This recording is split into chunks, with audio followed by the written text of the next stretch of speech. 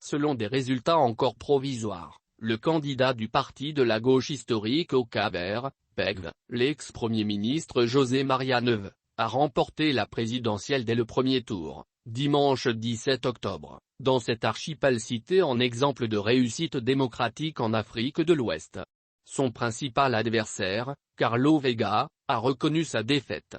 Concert de klaxons et soirée de fête pour les militants du Parti africain pour l'indépendance du Cap-Vert, PECV. José Maria Neuve est acclamé par la foule à son arrivée à son siège de campagne. À 61 ans, le chef du gouvernement de 2001 à 2016 a recueilli 51,5% des suffrages, soit une majorité absolue nécessaire pour être élu dès le premier tour, selon ses résultats portant sur 97% des bureaux de vote.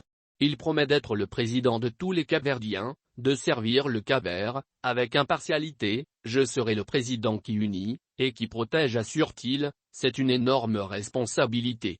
Il devance largement Carlos Vega, du Mouvement pour la démocratie, MPD, centre-droit, majoritaire au Parlement.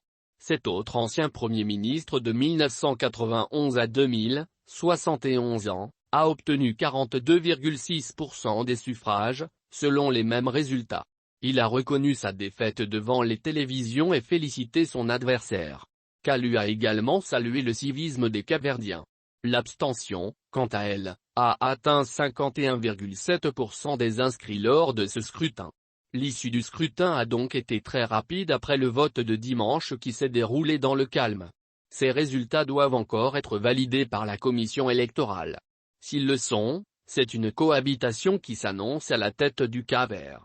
L'archipel a reconduit le 18 avril la majorité absolue de MPD du Premier ministre Ulysse Correia e Silva, 38 sièges, devant le PECV, 30 sièges sur 72. Le champ d'action du président est restreint. Le Cap-Vert est doté d'un régime semi-parlementaire faisant la part belle au Premier ministre, au gouvernement et au Parlement.